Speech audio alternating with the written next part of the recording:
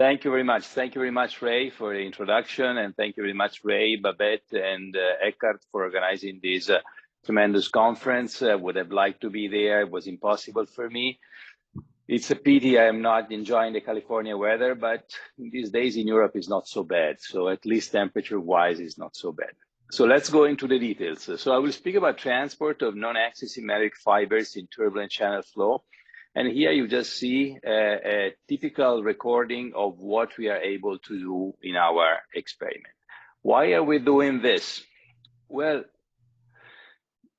the microplastic pollution is really an important problem, which we can appreciate now in all the oceans. And if we do sample oceans in the Arctic oceans, but even off the coast of California or in the Mediterranean Sea or everywhere, we can really find more or less exactly the same type of tiny fibers of plastic, which are about 1,000 micrometers, so 1 millimeter long, with an aspect ratio of about 100.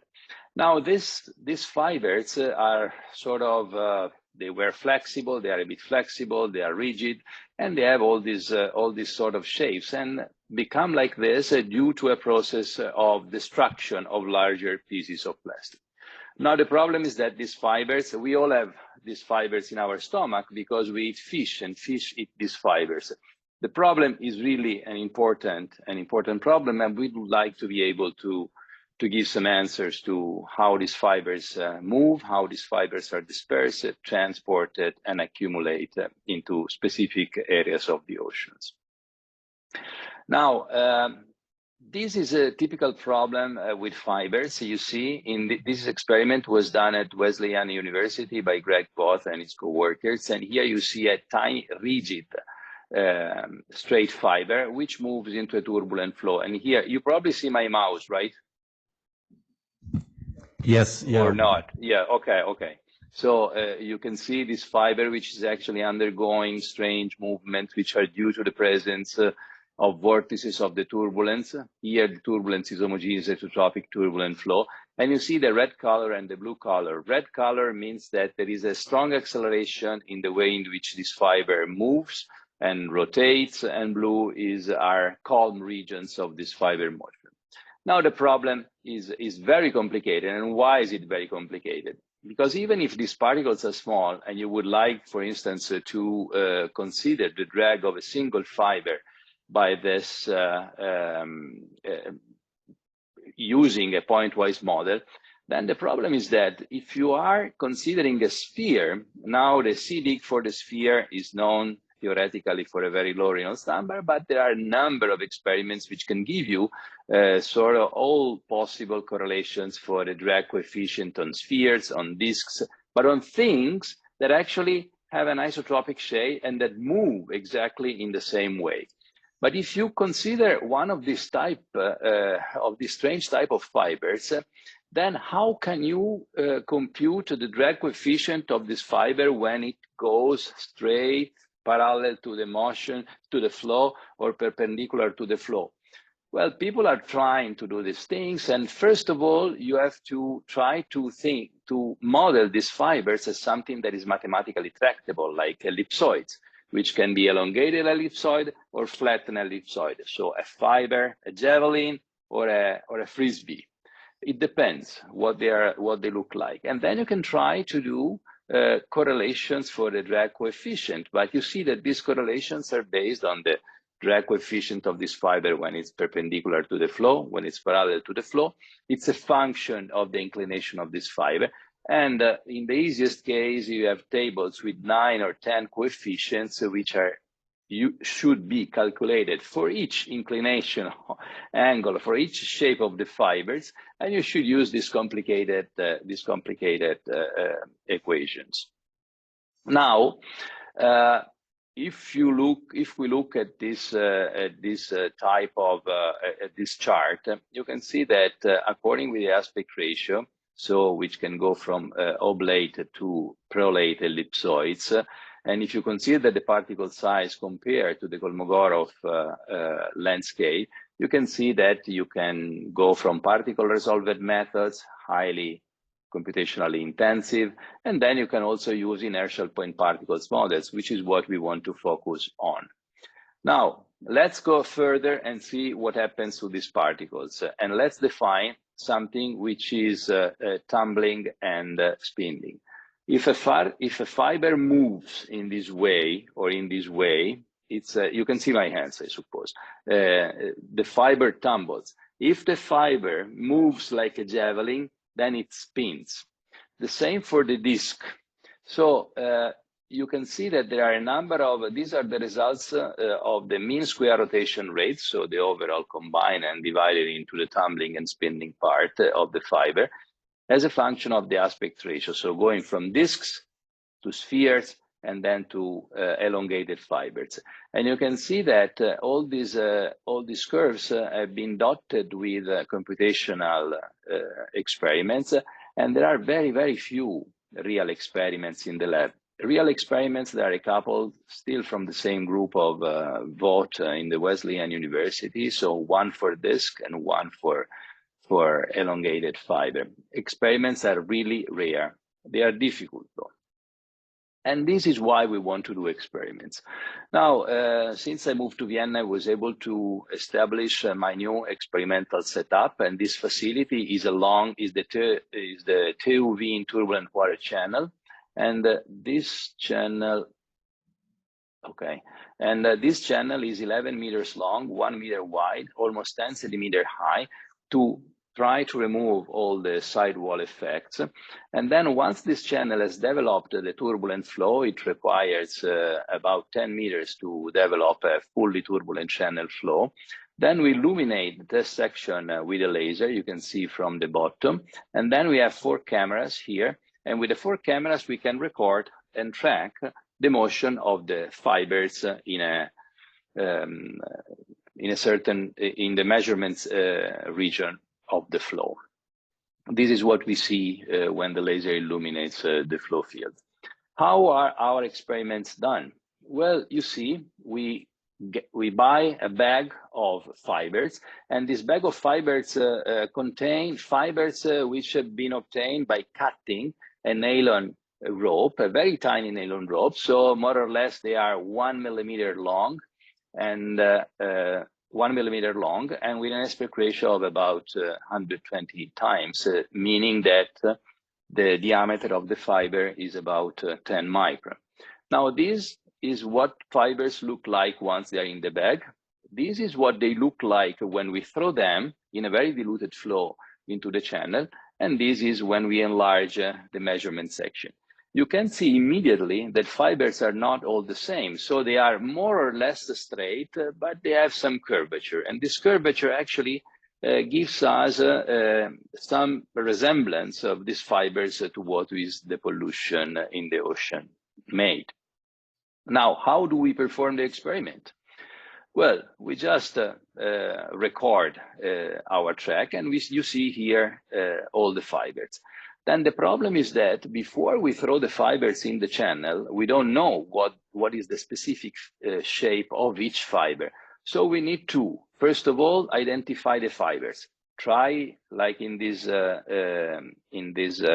box here, try to make a polynomial fitting to identify per each voxel where the fiber is, somehow the shape of the fiber. Then we reconstruct the shape of the fiber, and then we try to make a nice movie of what the fiber does in time.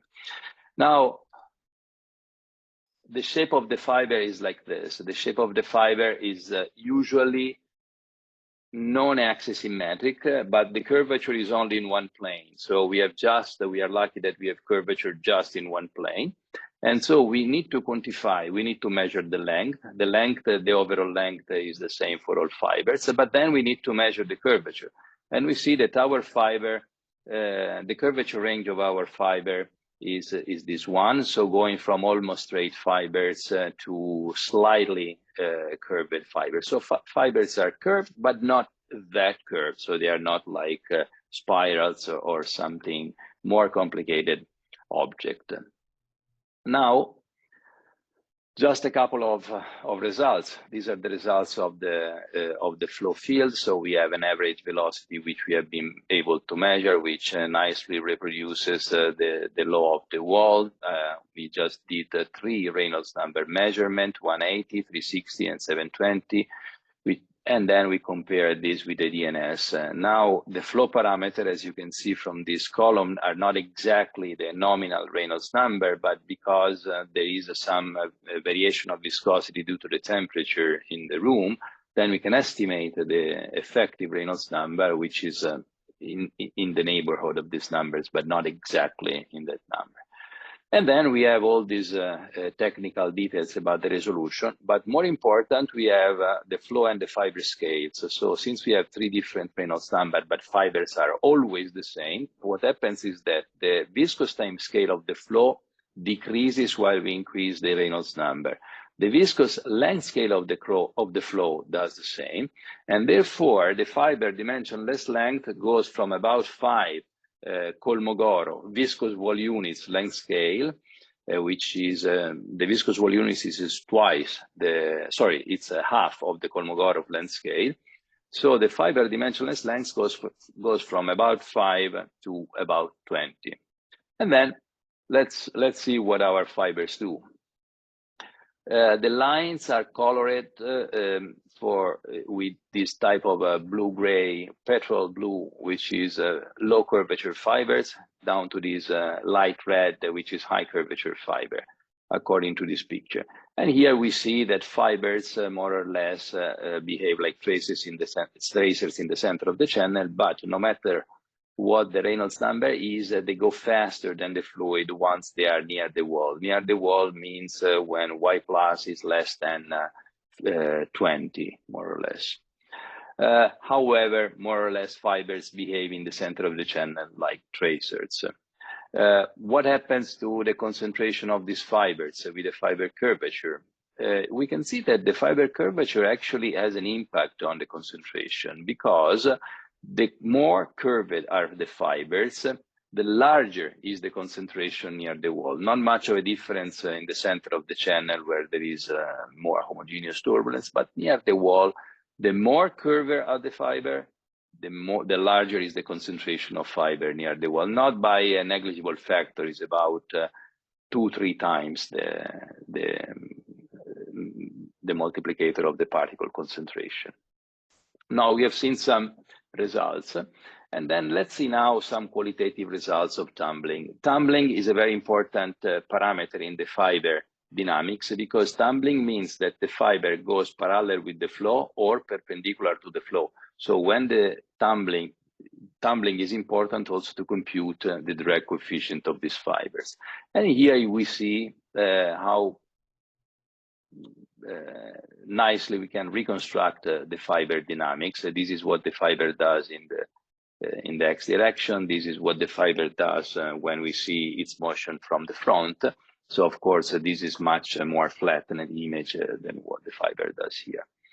Let's see if we can go a little deeper. We can also compute the fiber rotation rate, and we can see that fiber rotation rate changes with the curvature. So this is the first important point. Since we see that rotation rate is stronger if fibers are more curved, we must be able to find some mechanism, some model, some correlation to include the curvature in the tumbling models that we want to do. Otherwise, we will not be able to reproduce a correct tumbling dynamics of the fibers which are curved or less curved. Now, let's see first how our fibers are. Here you see this color map shows the probability density function, so a correlation essentially between the curvature of the fiber and the effective length. L effective is the real length of the fiber, so the tip to tip. You can see here the effective length, and LF is the real length of the fiber. So what we would like to do now is to try to use the effective length, so the tip to tip length of the fiber, and include in our dynamics model of the fiber somehow the curvature, to see if we can come to a more general correlation or model. Now, there are models, in fact, and one very famous and very well used model is the theoretical model by Hinch and Leal. And Gary, I'm not sure if Gary is there, but his office should see you from the window. So the Hinch and Leal model is a model by which we can, in shear flow, purely shear and viscous flow, we can compute the tumbling rate. It's a modification of the famous Jeffrey model. We can compute the tumbling rate of the particles, including the curvature effect. So it's not only a straight fiber, but this fiber can be curved with this curvature. Case study is the curvature. And if we plot our experimental data in the same chart, we can see that our experimental data are not really far from the model. In fact, they are surprisingly well captured by the model, telling also that essentially the motion of our fiber, which are very small, is essentially viscous. So we don't really need inertia to model the dynamics of our tiny fiber. Like we don't really need the inertia to model the dynamics of the fibers in the ocean. Now, let's see what is the tumbling rate of our fiber. I just consider for the moment one typical curvature of the fiber, because otherwise the plot will be meaningless or too messy. So the curvature is 0.42. Now, when you do experiments, you have the track of the fiber which moves, the velocity of the fiber which moves in time, oscillates in time, the acceleration also that moves in time, and you want to remove some noise. The typical way in which you remove noise is to use a filter, and the filter normally in homogeneous isotropic turbulence is based on the Kolmogorov time scale,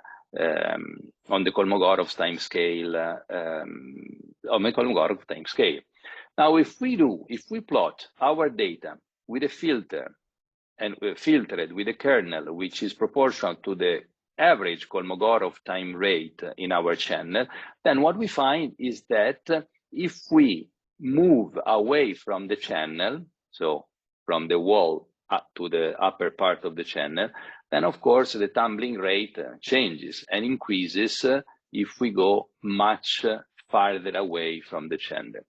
But now let's see if we are able to use a filter which has a variable filter width, and this filter width can be used as a proportional of a certain function of the wall, which is in our case the local Kolmogorov time scale, K tilde, then it's very interesting to observe that all these scattered tumbling rates actually nicely collapse onto one tumbling rate. So it is truly important that if we apply a correct filtering, which is proportional to the different levels of turbulence that the fibers encounter while going from the wall up to the center of the channel, now all the tumbling rates collapse nicely onto one curve. And this is the first important point. Using a local filter, which has a local, which is local, to scale the tumbling rates. Alfredo, you have about 3 minutes. 3 minutes, yes, yeah. Yes. Thank you very much. But let's see now our data. How do our data compare again with the previous experimental data and with the theoretical model of Hinch and Leal? Now, the theoretical model is the dashed line. We have already seen that our data collapse nicely on this dashed line, and we can see that regardless of the Reynolds number, so the red, blue, and green color, our experimental data which nicely collapse onto the theoretical line. The star is the Parse and Vogt experiment. The star needs to be here because in their experiment, Parse and Vogt has done just straight fibers. So we can see that our data, at least, even if done with a curved fiber, even if done in a channel turbulence, nicely fit into the scenario of the previous experiments and theory. And now let's try to do something else. Is it possible to compute the tumbling rate of fibers somehow with a model which includes the curvature of these fibers? Let's first examine the theoretical model of here you see the effect, the plot I've shown you before. So we want to use the effective length and somehow incorporate K star, which is the curvature. So we want to use shorter fibers and include the curvature in the model. If we consider that the Hinch and Lille model can be interpolated by a line which is almost straight, which is 2.1 K star plus 1, we have a function which is beta of K star, which can be used to rescale our tumbling rate results. And if we do present our tumbling rate results plus other experiments like Cooperman, which was done in a channel, Parse and Bot, and all our data, you can see that the picture is very scattered. So here there is a function of the effective length divided by the Kolmogorov length, and this is the tumbling rate normalized as by the Kolmogorov time scale. But if you multiply, or if we divide by beta, which is this function which you just derived from the Hinch and Lille model, we are able to obtain a very nice scaling for all the tumbling rate of all the fibers, regardless of the fact that they are in homogeneous isotropic turbulence, if they are in channel flow, and regardless of their curvature. Everything looks very nice. Now, this is the end of my formal talk, but I think I still have 1 minute, right, Ray, to tell you. Can I speak for 1 minute more? Yeah, go for it. Yeah. So first, a little literature research. So if you go to the off the northernmost coast of Norway, there are the Lofoten Island where the best salmons were, and there is a celebrated whirlpool which is called Maelstrom. Now, Edgar Allan Poe, so I think this is really the first report document on the effect of the shape of a floating body in a vortex. And Edgar Allan Poe wrote a nice story which I encourage you to read. And the short story is a descent in the maelstrom. And in this short story, 3 fishermen go down to the maelstrom, and one of the fishermen, the only one who could save himself, he could save himself just tying himself to a barrel, which is more or less a spherical object, because he saw that elongated objects, like the boat on which he was and his brother, who was scared, didn't want to leave, was going down the maelstrom much faster. So this is the first account of the difference between elongated object drag and spherical object drag I could find. So thank you very much.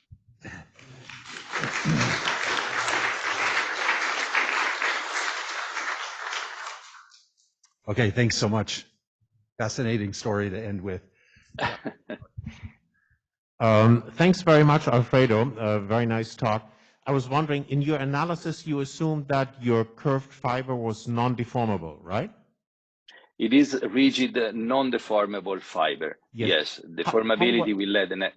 Sorry. How well is that approximation satisfied in the experiments? Are the turbulent stresses small enough so that there's not much deformation occurring?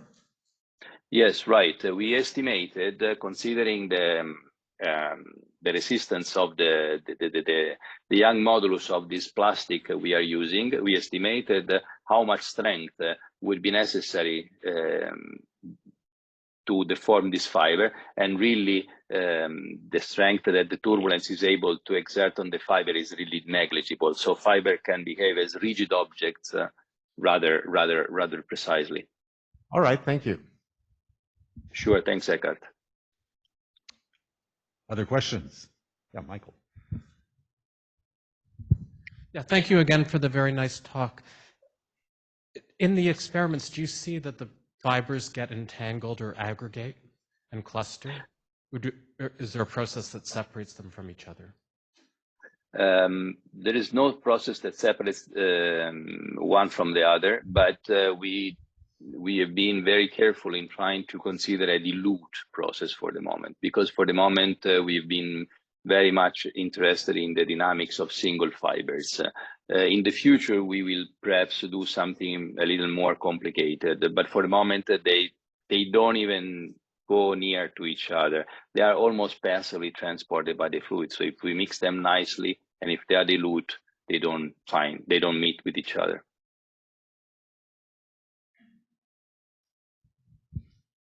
Open for further questions.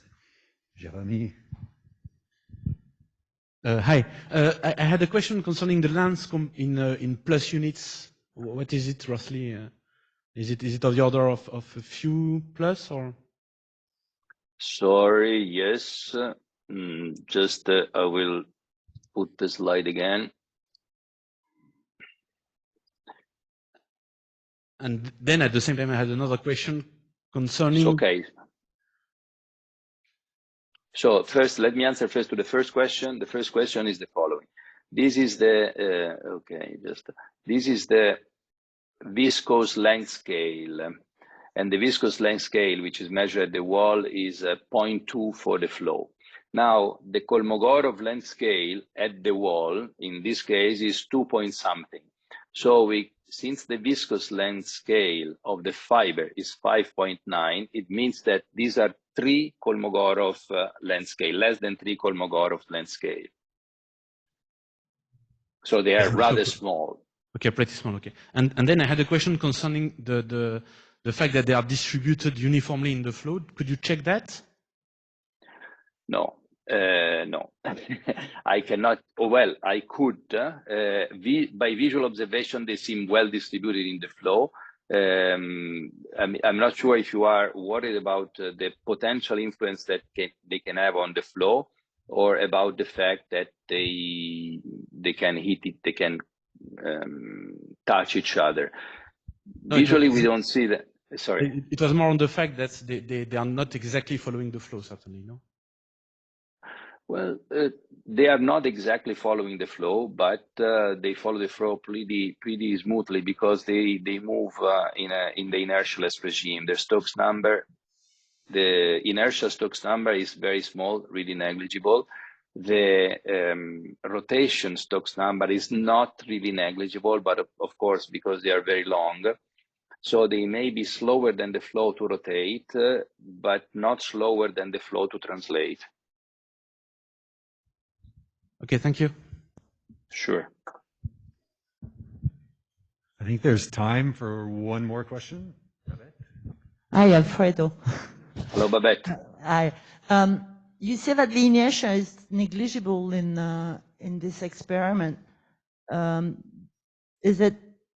I mean, you computed the Stokes number and also the Reynolds number on the length of the fiber, and it's really small. What's Well, the Stokes number of these fibers is a 0. The Stokes number, the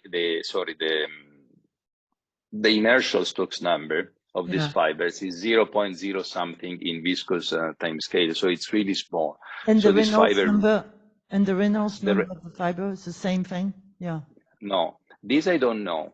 And this I don't know because this is the object of a further experiment. Now, if you have a very small fiber like we do have, it's very hard to put traces and measure at the same time fibers and fluid.